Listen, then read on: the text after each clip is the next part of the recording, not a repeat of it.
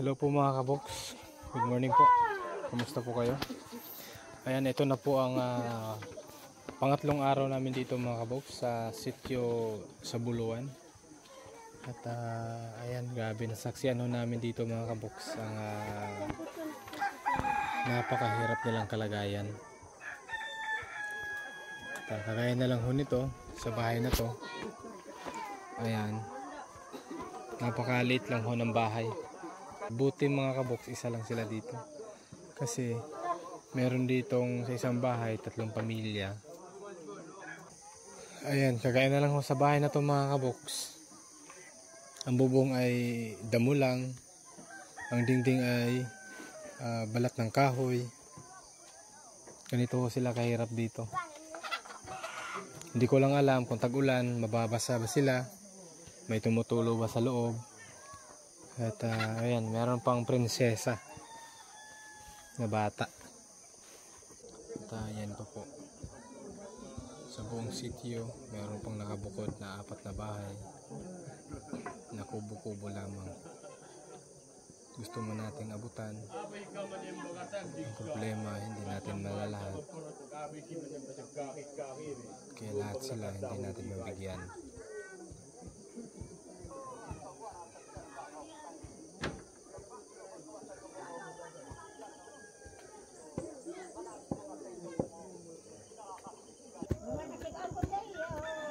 Napakasipag ng mga bata na to. Marunong na silang magiling ng bigas. Oh, marunong na pala kayo niyan, no? Ilang taong ka na, ate? Ate, pila na mo edad? Hindi mo rin alam. Pero parang nasa mga 8, 9.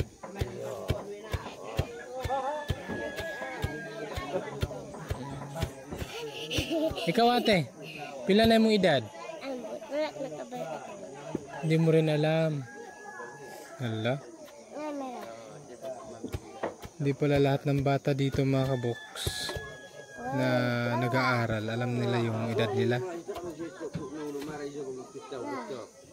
Ito nasa mga 8 or 9. Ito naman nasa 6 or 7 ng mga bata. At sila na ho yung gumagawa ng bigas.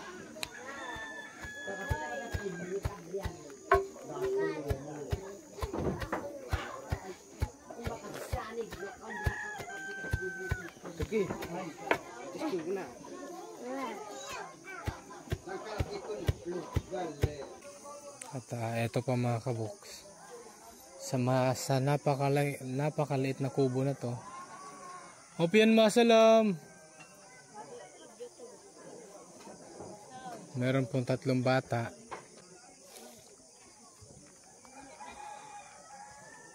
Hi. Ante, pila na yung anak? 4 yung anak mo. Yung 3. Dutugibat si Diyuan. Naslugbiya, Biniya. Pila na ang edad sa pinakabata? Ito na mo tatagatahoy. Ay, hindi na alam. Oo, na. Okay. Pero isang pamilya lang kayo dito? Isa ra ka pamilya? Kamura? Pila na mo katuig nagminyo? Yeah, ano mo nga? Di ako na tuig ka nasa bakto. Ang tanaan, lalo. Ay, oo nga pala. Sorry, hindi pa rin pala alam kung ilang taon. Sorry. Pero yung anak niya is 4 na. 4 na ang anak. Kumusta ang panginabuhi? Nakay ko na tamanggat. Insya kay ko ga. Ano ka, bisa sa kumusta ang kabuhi? Nakay ko itag na. Okay naman siya. Okay lang. Namoy bugas ka ron. Na. Insya do, amoy. Unsay lang pamahaw? Kamadaan. Mm-mm. Buti ngayon mga kaboks, meron pang kamadaan sa buwan ho na to. At ito na ang last nilang ani sa buwan na to. Nung nakarang linggo, nag-ani na sila lahat. Tinipon-tipon na nila para pagkain. Pag maubos na, balik natin na naman. Kamote, kamuting kahoy, ano pa, paro, yung lutya. At isa sa mga problema dito mga kaboks, yung mga kabataan, ang dami hong bata kagaya nito, may ubot sipon, at yung baba, medyo maamoy dahil wala silang CR, o kung saan-saan lang sila, ang tawag dito, kung saan-saan lang ho sila magdumi. At, Kuya Paul, sana matulungan mo kami. Yan, kami po ay humihingi ng tulong dito mga kaboks dahil ang daming mga bata sa 3 araw namin dito, ang daming nanay na lumalapit humihingi ng tulong dahil yung mga bata nila ubot sipon, malaki yung tiyan. At isa lang ang unang naisip namin na mabigyan man lang sana sila ng public CR dun sa 4 na bahay na nakabukod doon. Meron man lang sana silang isang CR doon, dito. Meron sanang isa dito at isa dun sa itaas dahil ilang bahay din dun sa taas. At isa din sana dun sa kabila. Ayan, sana po mga kaboks, matulungan nyo kami, samahan nyo kami na magbigay ng matupad yung pinaplano naming project na kahit CR meron man lang sila para hindi ho kagaya nito sa sobrang hirap, sa walang CR, maamoy, nalalanghab nila o napapasok sa sikmura nila yung amoy. Yun yung unang na makapagbigay sakit sa mga bata. Kaya sana mga kaboks, tulungan niyo po kami na matulungan ho sila kahit CR man lang para mabawasan po yung pagsasakit ng mga bata dito sa tribo. Dahil nakakalungkot po kasi sa sitwasyon ho nila. At gusto ko mang bigyan pero hindi talaga pwede. Hindi ho sapat, hindi ho kasya. Kaya ayan, hanggang tiis na lang kami sa pagtitingin sa kanila. Na ganyan ho ang kanilang kalagayan. At hindi lamang yan mga kaboks dahil meron pong pailan-ilan na ganito ang sitwasyon ho nila dito sa tribo.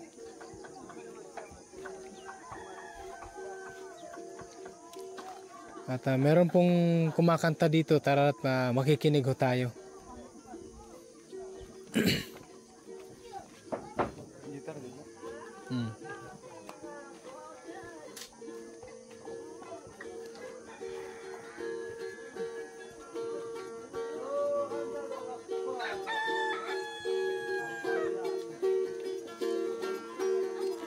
Sarap pakinggan.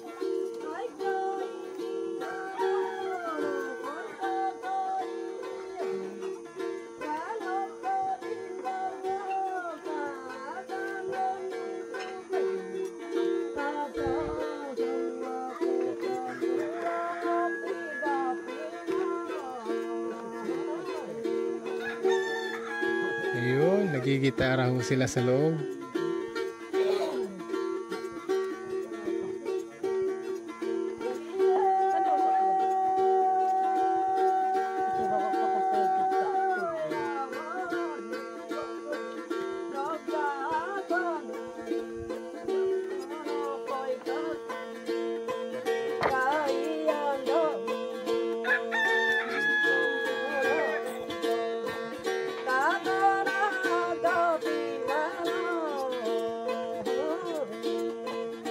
Sabi 15.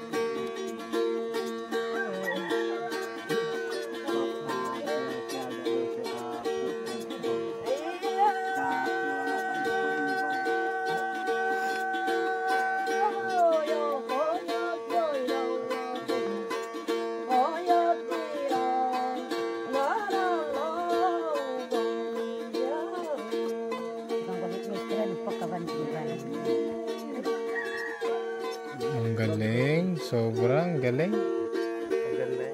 Galing ng tribo. Ang gandang pakinggan. No? Iba yung boses nila.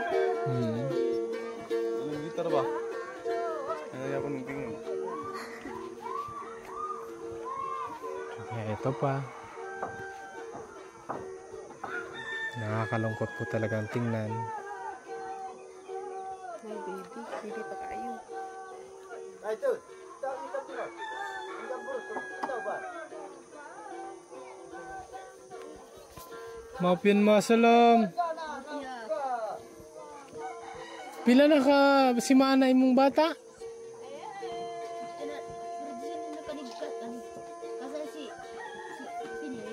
Imo anak? Pila na ka si mana yung anak? Pila na ka adlaw? Ha? Bulan dito nga. Isa ka ba? Isa ka bulan na. Bulan dito nga. Ay, isa na ka bulan og tunga. 1.5 months na. Isang pamilya lang kayo dito, isa lang. Kamu lang. Mag-asawa. Kamu lang mag-asawa dire. Okay. Kumusta imong bata? Nagkaon na siya, nagdidi pa. Didi pa. Pila siya ka bulan ipakaon? Daruan bulan. 2 ka bulan. Duha? Oh. Pakaon na siya. Oh.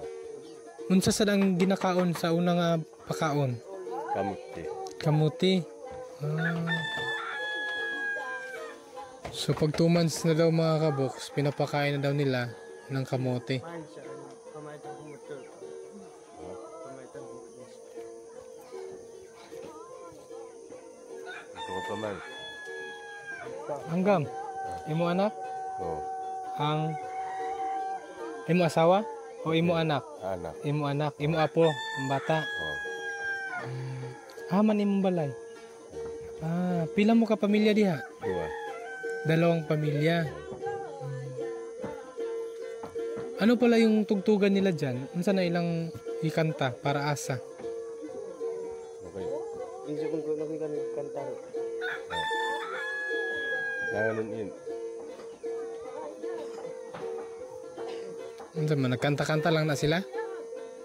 Wala daw lingawan. Okay. So dahil dahil araw ngayon, so nagkakantahan sila diyan. Ganun, wala silang ibang kalingawan o yung kasiyahan.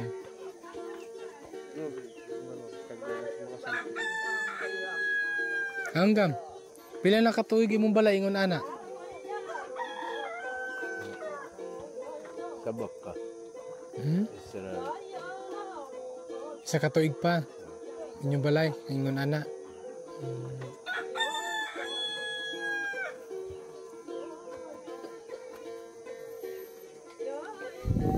At kung mapapansin nyo dito mga kaboks, yung may mga yero, sila po yung nabibigyan na ng mga yero dahil isa po sila sa mga surrendered. Mga surrendereho sila. Kaya yung gobyerno nagbigay ho ng mga yero para po sa kanila. Kumusta? Wala, pila mo ka pamilya diri? Ha? Pila mo ka pamilya? Si ate, yung bagong panganak, pila na kadlaw?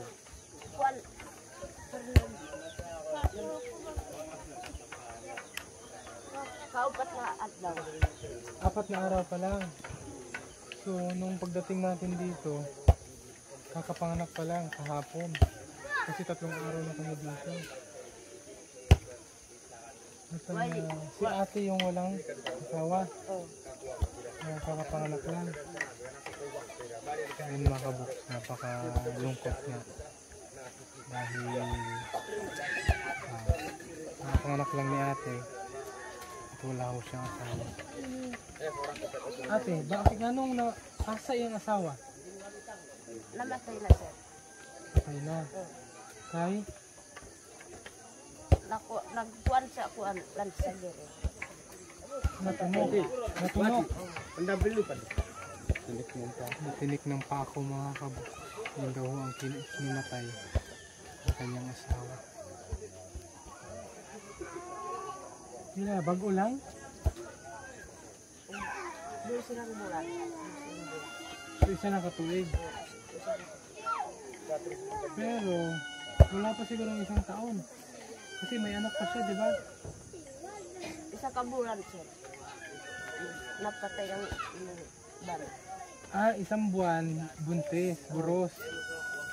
Isang buwan pa lang siya na nagdadalang tao, namatay na yung asawa niya. So meron ng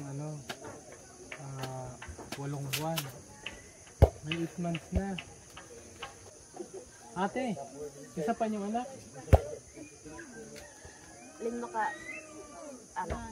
5 na ang anak. Sa gibiyaan ka kung namatay.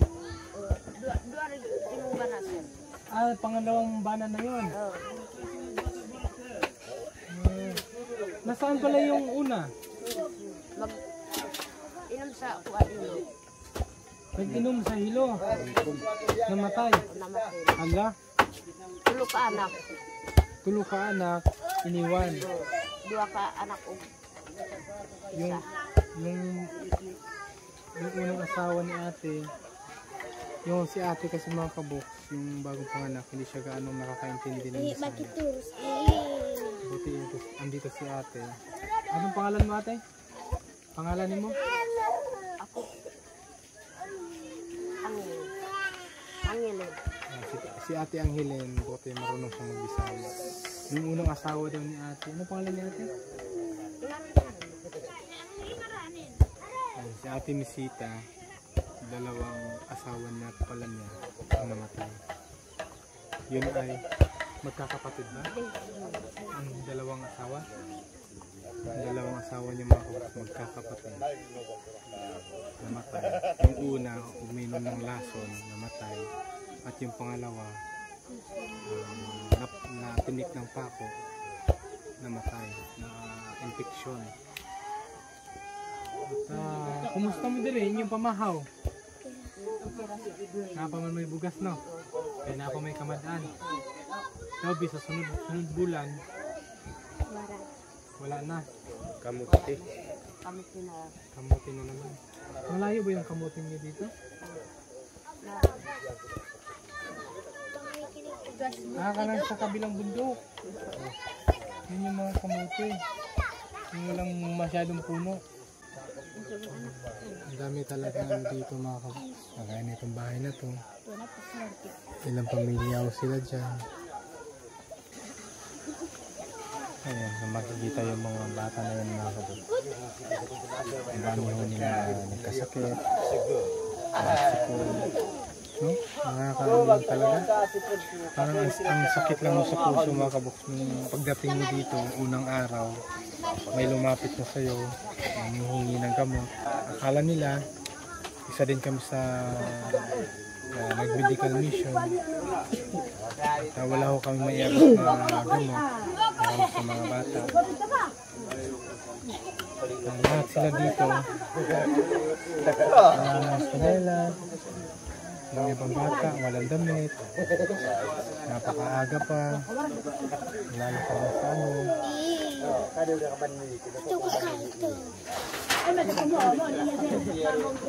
Kahit gaano kahirap ang buhay nila dito, pero sa araw na to, masasaksihan natin ang kasiyahan ng buong tribo.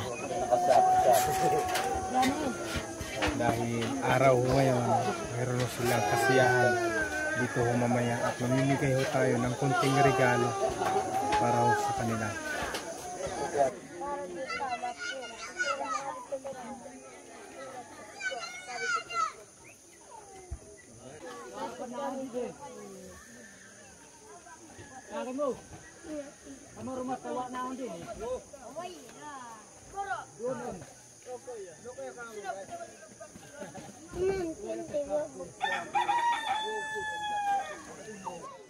Ganito kahirap mga kaboks ang kalagayan nila dito.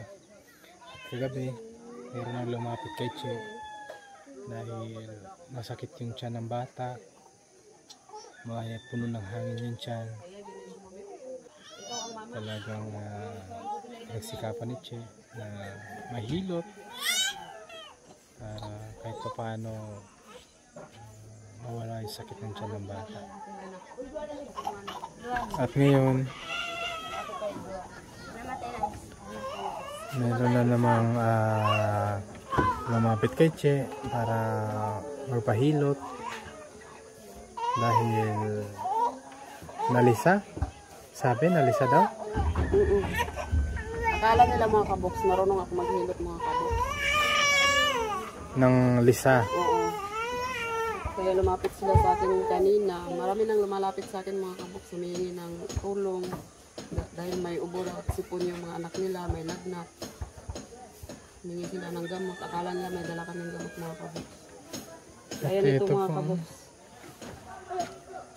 So, sabi ko mga kaboks, baka yung dahilan ng lagnat dahil dito sa sugat mga kaboks. So, kailangan talaga ng gamot.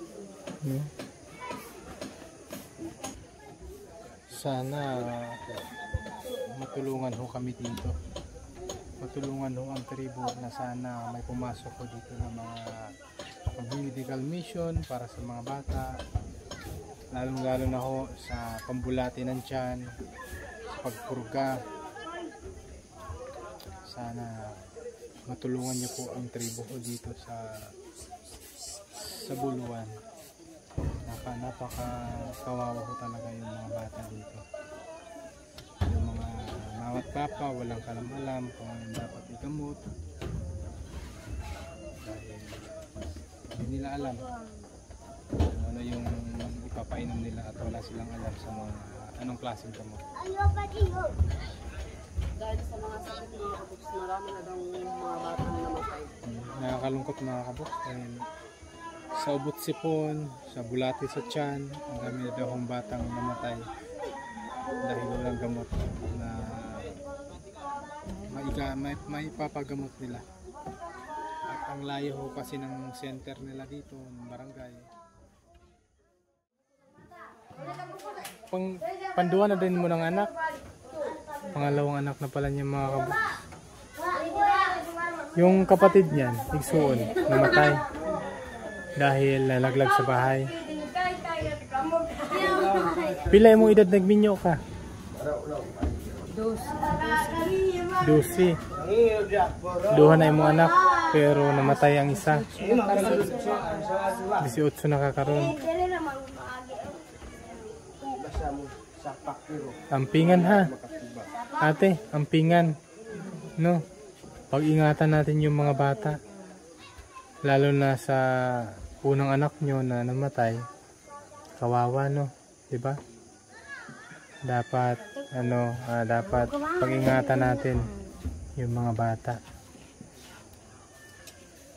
Ikaw ate, minyo na sad ka? Oh, na duwa na ko nga. Pila imong edad nagminyo ka? 15. Nagminyo na. Okay. Kamu nga tribo taga-ahaman mo? Dito sa kuan silang. Silangon. Dili sa makabut sir kung buot ang atong paminyo na. Okay, sa kultura hindi nyo mapipigilan kung ipapa-asawa na kayo ng mga magulang nyo. Meron pa pala ngayon. Ha? Inani pa nagyapon karon. Okay. Pero masaya ka naman sa pag-aasawa mo. Okay lang. Okay na lang. Masaya na lang. Dahil wala nang magawa. Pag-pray natin, no? Kahit para man lang. Di pa ko kakaya mga anak nag-infant. very good. Ana, no. Very good. Dapat kamong tanan ay family planning para dili magdaghan ng anak.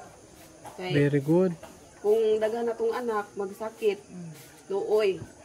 Dapat i-encourage mo yung mga kababaihan na kagaya mo na na mag-implant para na dito kami na-implant. ikaw ate na-implant na ka. So imo karon nimo siya. Pa-implant. Kung matangtangan ako. Magsabay mo. Okay, sige, sama mo siya para Ako man para hindi lalong para lalong hindi maghirap yung ating tribo. No, nadadami yung mga bata. Tapos kulang tayo sa supply ng pagkain. No, ate. Para yung tribo natin hindi lalong maghirap, no. Dili maglisod og samot. Dahil napakaraming anak, di ba? Tapos sa pagkain kulang.